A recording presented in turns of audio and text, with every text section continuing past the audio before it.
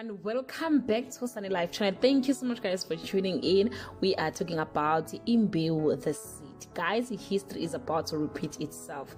Mazulu slept with Phakade while married to Ngolosi, and now Nokuzola did the very same thing with Nkululeko while engaged with Zithulele.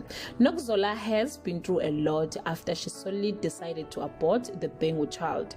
She was called by names and kicked out from the Imbewu house. Zithulele forgave her, and Mandlovu wants her to get pregnant first and replace the child aborted before she can be accepted in the Imbewu family.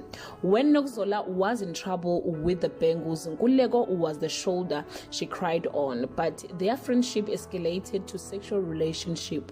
They actually have passed together before Nokuzola met Zithulele, but sleeping with Nkululeko again was a terrible mistake for Nokuzola.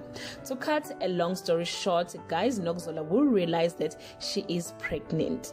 Yes, she is pregnant, and when she makes calculations, she will realize that she have a serious problem. She won't know who exactly is the father of the child, but one thing for sure, she can't abort this child. She can try to keep this as a secret, but Matsingwane will deliver a message from the Imbewu ancestors as always.